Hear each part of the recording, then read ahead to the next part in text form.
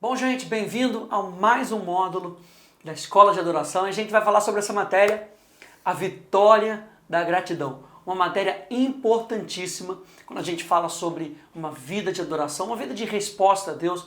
Você se lembra que a gente já falou sobre tudo isso na nossa escola de adoração anterior, onde a gente falou sobre princípios fundamentais de adoração. A gente falou que a adoração é responder a Deus. A gente já falou sobre os preceitos bíblicos de como nós respondemos a Deus. E uma maneira pelo qual nós respondemos a Deus é com a nossa vida de gratidão.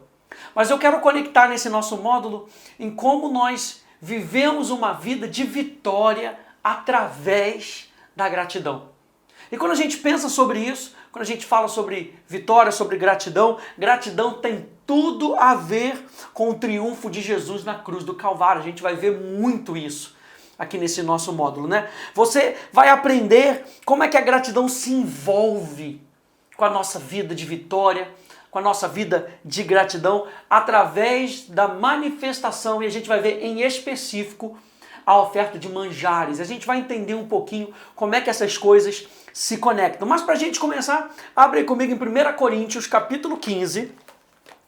1 Coríntios, capítulo 15, para a gente começar fazendo essa nossa introdução dessa nossa matéria. 1 Coríntios, capítulo 15, verso 54 até o verso 57. Acompanha comigo aí na tua Bíblia, que diz o seguinte: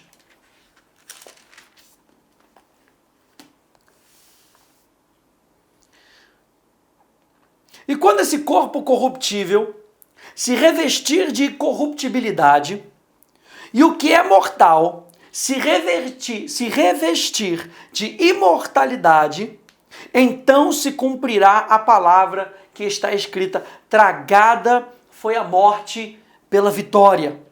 Onde está, ó morte, a tua vitória? E onde está, ó morte, o teu aguilhão? O aguilhão do pecado, o aguilhão da morte é o pecado, e a força do pecado é a lei. Graças a Deus, você pode dizer isso comigo? Graças a Deus, que nos dá a vitória por intermédio do nosso Senhor Jesus Cristo. E eu fiquei me perguntando o que é esse tal de aguilhão. O aguilhão, gente, é uma ponta afiada, como se fosse um ferrão. E eu acho interessante que essa palavra aguilhão, e aqui diz que o aguilhão da morte é o pecado. Você sabe que o pecado gerou morte não somente na vida do homem, no corpo do homem, mas no relacionamento entre Deus e o homem, porque tudo começa no nosso relacionamento com Deus. Tudo na nossa vida de adoração resulta em mais intimidade com Deus. E o apóstolo Paulo está falando que o aguilhão da morte, o ferrão da morte, é o pecado. E o que é esse aguilhão? Essa palavra aguilhão, ela tem o sentido de ser algo que te incita a fazer algo. Algo que te incentiva ou te estimula a fazer algo. Ou seja, o que está falando aqui? É que através do pecado, o pecado te incentiva, te incita, te estimula a fazer algo que gera morte. Por isso que Deus disse lá para Adão, para Eva: olha, não comam desse fruto, porque se vocês comerem, certamente vocês vão morrer. O pecado deles quererem independência de Deus ali incitou eles para que eles morressem espiritualmente. Você já conhece isso. E Paulo está falando aqui justamente que o pecado ele vai incitar para a morte. Mas logo depois, no verso 58, ele diz, no verso 57, ele diz: graças a Deus. Graças a Deus que nos dá a vitória por intermédio do nosso Senhor Jesus Cristo. E Paulo aqui está falando sobre a ressurreição de Jesus. Uma exclamação triunfante da vitória de Jesus na cruz do Calvário. E a linguagem que Paulo está usando aqui é uma linguagem como se ele estivesse zombando da morte, zombando dos inimigos. Olha só de onde Paulo tira isso. Paulo tira isso de duas passagens no Velho Testamento. Uma em Isaías, outra em Oséias. Leia comigo na tela. Diz assim: Isaías 25:8 diz: tragará a morte para sempre. E assim enxugará o Senhor Deus as lágrimas de todos os rostos. E tirará de toda a terra o opróbrio do seu povo, porque o Senhor falou. Oséias 13:14 diz: e eu os remirei do poder do inferno e os resgatarei da morte. Onde estão, ó morte, as tuas pragas? Onde está, ó inferno, a tua destruição? Meus olhos não veem em mim arrependimento algum.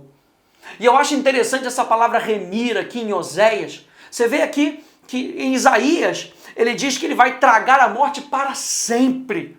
Vai enxugar as lágrimas dos nossos rostos, tirará de nós o opróbrio, a pobreza de cima do povo. Por quê? Porque ele decretou. Nós estamos falando sobre a palavra de Deus que é decretada sobre a nossa vida. A gente vai ver isso mais para frente. A palavra de Deus que é decretada é o fundamento da nossa vida de adoração, da nossa vida de gratidão.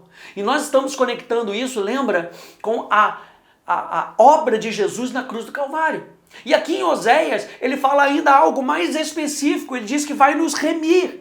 A palavra remir, remissão, fala de adquirir de novo. Resgatar, ressarcir, expiar, pagar, libertar uma propriedade de um ônus, de um débito, resgatando-a, livrar do cativeiro, reabilitar. E é isso que Deus está fazendo conosco. Quando ele vai nos incitando a essa vida de gratidão, ele vai nos lembrando que nós fomos comprados novamente porque ele viu o valor em nós. Ele nos livrou dos débitos.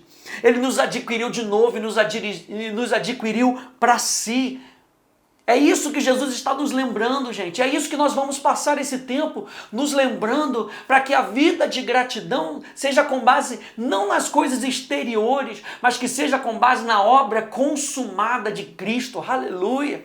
Eu acho muito interessante, por exemplo, no tabernáculo de Moisés, e nós já falamos isso no nosso último módulo, que o tabernáculo de Moisés, aquele altar de incenso, aquele altar de oração, as brasas do altar eram todas as brasas do altar de sacrifício. Ou seja, a nossa vida de oração que sobe para Ele, aleluia, não pode ser baseado nas coisas externas, tem que ser baseado numa obra consumada, no sacrifício de Jesus.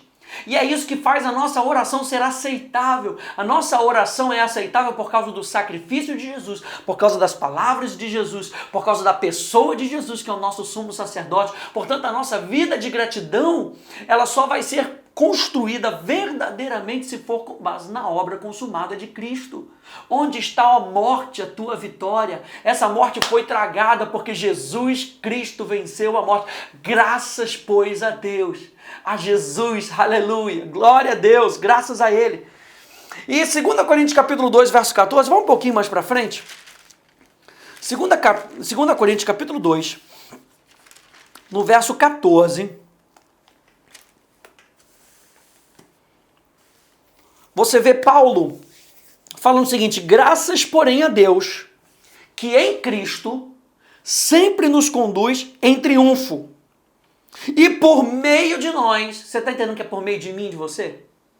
Por meio de nós, manifesta em todo lugar a fragrância do seu conhecimento. Aleluia! Porque nós somos para com Deus o bom perfume de Cristo, tanto nos que são salvos como nos que se perdem. Nós somos o bom perfume de Cristo. Existe uma fragrância que exala através de mim e de você. E eu acho que você, por estar fazendo esse curso, você gostaria de saber o que isso impacta na nossa vida. Eu quero dizer que tipo de fragrância é essa que o apóstolo Paulo está falando aqui pra gente. Que a gente está começando o nosso curso, nessa nossa introdução, dizendo que o triunfo de Cristo é a base da nossa vida de gratidão. Mas que fragrância é essa? É interessante a gente notar que ele não só nos dá a vitória, que Cristo não apenas nos dá a sua vitória, mas como essa vitória, ela denota também toda a ruína do nosso inimigo. Celebrar a vitória é, ao mesmo tempo, estar dizendo que os nossos inimigos foram abatidos, que os nossos inimigos foram derrotados. E quando a gente vem no contexto, quando Paulo está falando isso aqui para os romanos, o triunfo para os romanos, por exemplo, trazendo para os romanos, ele estava falando para os coríntios, o triunfo para os romanos era uma honra pública, uma honra solene, conferida ao general vitorioso. Presta atenção nisso. Que era guiado numa procissão magnificente pela cidade, com vestes especiais, uma coroa, ou um galho de louro que era símbolo da sua vitória. Ele era carregado em uma charrete adornada com placas de ouro, com marfim. E essa charrete era puxada por 2 cavalos brancos. Você lembra do cavalo branco? Lá em Apocalipse? Símbolo justamente dessa vitória.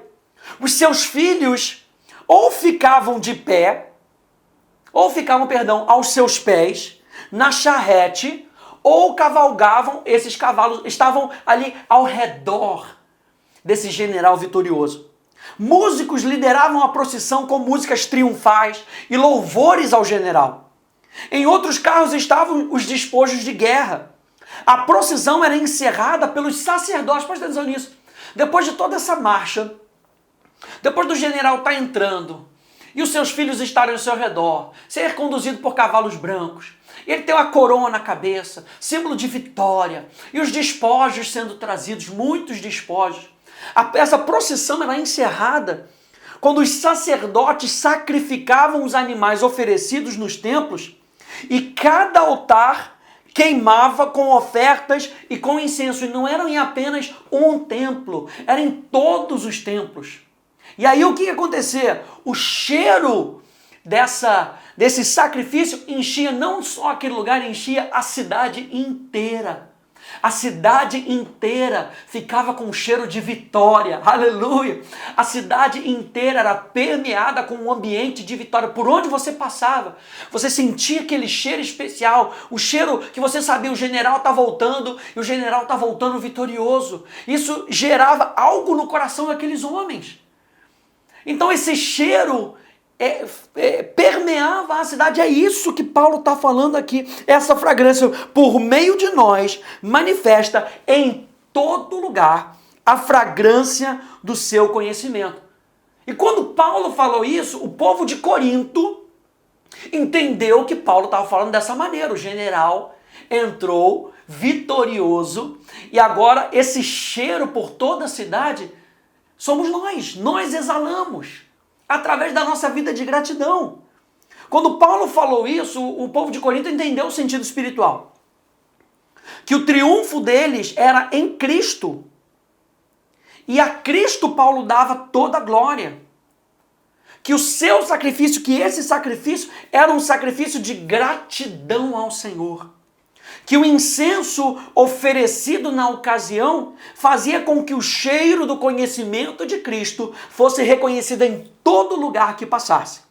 O odor do nome e da doutrina de Cristo enchia toda Corinto e regiões que a cercavam. Como? Por causa desses homens, dessas mulheres que foram transformados. A minha vida, aleluia, e a sua vida está a ponto de ser transformada. Você que está fazendo esse curso, preste atenção nisso, porque está a ponto de ser transformada, para que você tenha consciência de que a sua vida, ela é uma fragrância para que as outras pessoas saibam que Jesus venceu. E como é que nós vamos fazer isso? Através da nossa vida de gratidão. Então, gente, preste atenção nisso. A vitória pode ser percebida pela nossa gratidão. A minha vida e a sua vida de vitória pode ser percebida pelas outras pessoas através da nossa vida de gratidão. E nós vamos ver isso, nós vamos ver os elementos, como nós falamos da oferta de manjares, um pouco mais para frente, para que você possa entender todo esse contexto e como isso se aplica na nossa vida, tá bom? Na nossa próxima aula, a gente vai falar um pouquinho mais sobre essa oferta de gratidão. Então, fica ligado. Que Deus te abençoe, no nome de Jesus.